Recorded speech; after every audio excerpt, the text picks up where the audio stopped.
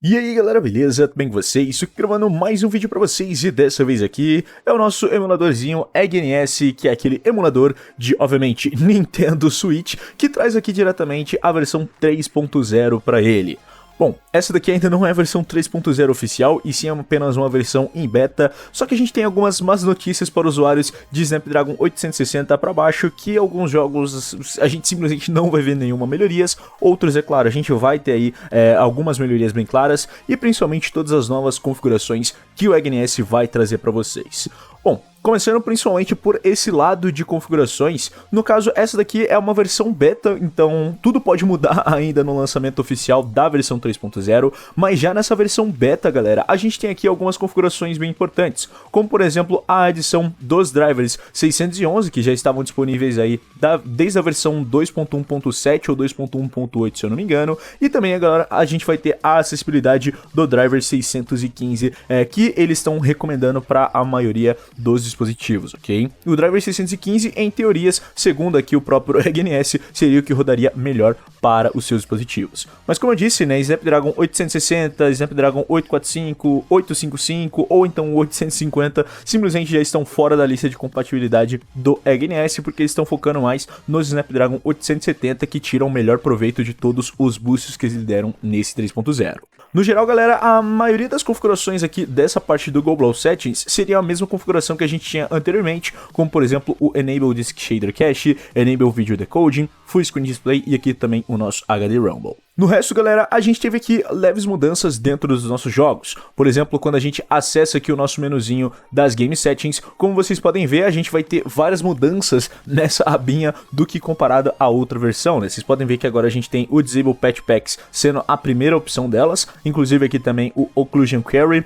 Network e o Motion, e aqui embaixo a gente vai ter umas outras configurações, como por exemplo o nosso Speed Mode, que seria mais ou menos como um Fence Hack, só que eles mudaram o nome aqui dessa configuração, Fast FB Readback, que eu ainda não sei direito porque que isso funciona, só que ele melhora pelo menos um pouquinho assim o FPS dos seus jogos, e aqui a gente também vai ter o Enable Multi-Thread Shaders, ou seja, vai utilizar mais threads aí para configurar os shaders dentro do seu jogo. A gente também vai ter menus que já eram bem configuráveis aí da outra versão, como por exemplo o nosso Fast Memory, que dá pra gente ligar no modo Page Unit, Accurate ou então o modo Disable, ou então aqui a gente também vai ter o nosso CPU Scheduler diretamente para o All-Cores ou então o Quad-Core, que era o padrão já do nosso EggNS. E bom, o que eu tenho pra dizer pra vocês que tem um pouco X3 Pro e pensam em comprar um Game Search X2 pra vocês rodarem os seus jogos do EggNS? Bom, primeiramente, eu recomendo que vocês comprem um dispositivo mais forte caso vocês queiram rodar especificamente o EggNS. Porque como eu disse, eles não estão focando nos usuários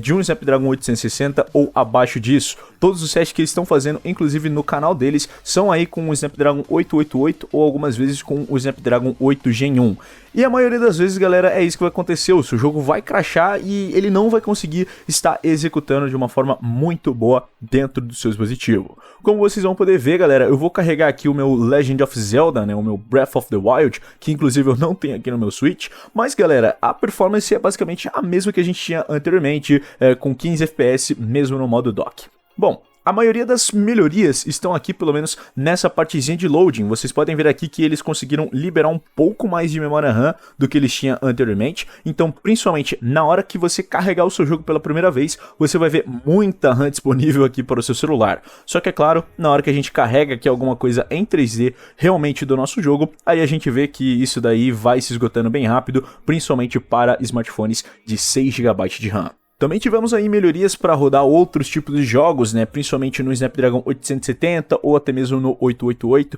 com aí o The Witcher abrindo nesses dispositivos e melhorias visíveis para o Pokémon Legend Arceus. Só que aqui também para o nosso Snapdragon 860, simplesmente o Legend Arceus nem está abrindo mais ultimamente e nem também o The Witcher estão abrindo. Mas bom, nessas configurações aqui do Legend of Zelda, como vocês podem ver, agora a gente tem uma bolinha aqui no centro da nossa tela, que assim que a gente clica na nossa tela touchscreen, a gente vai ter aqui esse menuzinho do EggNS, onde a gente vai ter aqui o menu de Dock Mode, para você estar aumentando a resolução final do seu jogo. Por exemplo, aqui, sem o nosso modo de dock, ele vai estar rodando em 720p, que já seria um boost aí para o seu desempenho, mas é claro, se a gente ligar aqui esse Dock Mode, ele vai ligar o modo de 1080p original do nosso Switch, quando ele está no modo dock pelo HDMI. A gente também vai ter aqui uma configuração de Image Enhancement, que é para melhorar aí o sharpness da sua tela, né, da sua imagem. Como vocês podem ver, a minha está ligada e mesmo rodando aqui em apenas 17 FPS, como vocês podem ver, galera, o nosso jogo,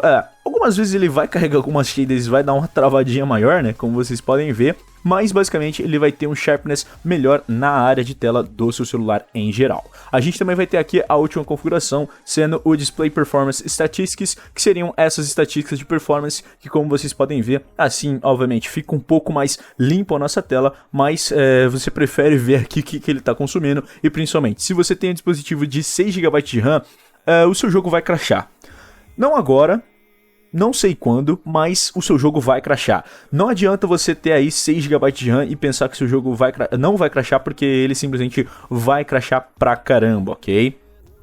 No meu caso aqui eu tenho o meu Poco X3 Pro com apenas 6 GB de RAM. Eu estou utilizando lá a expansão de RAM, mas como vocês podem ver, galera, crashar o jogo é bem comum nessa versão em beta. Como eu disse, no nosso Snapdragon 860 a gente simplesmente não consegue abrir mais o Pokémon Legend Arceus. Você pode tentar aqui abrir em várias configurações diferentes, que pelo menos no Snapdragon 860, no 845 principalmente e no 855 simplesmente não vão abrir, eles vão ficar nessa tela preta infinitamente e simplesmente não vão carregar. Quando a gente tenta jogar aqui o nosso Super Mario Odyssey, né, no nosso EGNS, a gente pode vir aqui dentro do nosso Gamepad e utilizar aqui o download, deixa eu ver aqui, do mod que eu estou utilizando, não sei se vai aparecer aqui para vocês, mas basicamente eu estou utilizando um desses mods aqui que deixa a sua tela em 540p. Aí sim fica um pouco mais viável da gente tentar jogar o nosso Super Mario Odyssey, só que como eu disse, galera, pelas limitações de 6 GB de RAM e também pelo nosso Snapdragon ser o 860, o EGNS não acabou otimizando tanto assim para esses dispositivos e é claro, a gente sofre bastante com o leak de memória RAM e com isso, galera, a gente não consegue executar menos que uma fase direito dentro do nosso Super Mario Odyssey. Então, como vocês podem ver, o nosso Super Mario Odyssey com o mod de 540p, ele até executa muito bem, ele consegue aqui fazer todos os seus gráficos e tal, rodarem direitinho dentro do seu Snapdragon 860, só que como vocês vão poder ver, a nossa memória RAM vai ir decaindo ao longo do nosso teste e principalmente quando a gente tentar passar de fase, lembrando que essa daqui é a primeira fase, é uma das mais leves, né, porque não tem muita coisa aqui para ser renderizada, então praticamente essa daqui é uma das fases mais leves que a gente vai ter no nosso Super Mario Odyssey. Mas quando a gente vai carregando mais shaders, compilando mais shaders dentro do nosso simulador, simplesmente não vai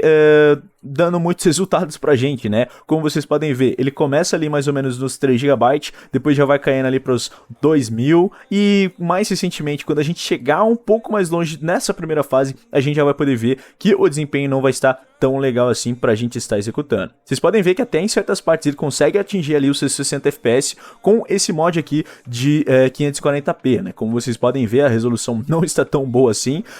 mas no geral esse mod ele resulta bastante coisa, só que a nossa memória vai dando um leak desgracento e a gente não consegue ter bons resultados no nosso Super Mario Odyssey. Quer dizer, pelo menos ele tá bem mais jogável do que antes, só que é claro, né?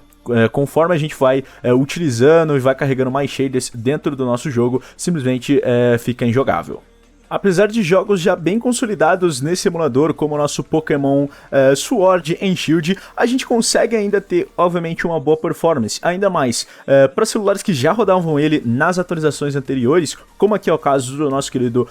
Poco X3 Pro, ele ainda vai ter sim um excelente desempenho, até um pouco melhorado, né, na questão da estabilidade do FPS. É claro, na questão de RAM, se você ainda tiver um celular de 6 GB, ainda vai ser bem complicado, né, mas como vocês podem ver ali, a nossa memória vai decaindo ao longo do tempo e principalmente nessa versão 3.0 eu senti muito mais crashes do que o normal, então às vezes você está jogando, sua tela simplesmente congela e a gente não consegue mais executar nenhum jogo. É claro que é totalmente diferente do nosso Switch, que ele roda totalmente de boas, mas aqui, galera, no nosso EGNS, por enquanto, para o Snapdragon 860, eu ainda não recomendaria, caso você queira testar aí os seus jogos de Nintendo Switch, ok? Mas como vocês podem ver, ele tá rodando até que muito bem, a gente consegue ter excelentes resultados em jogos que a gente já jogava anteriormente, mas é claro,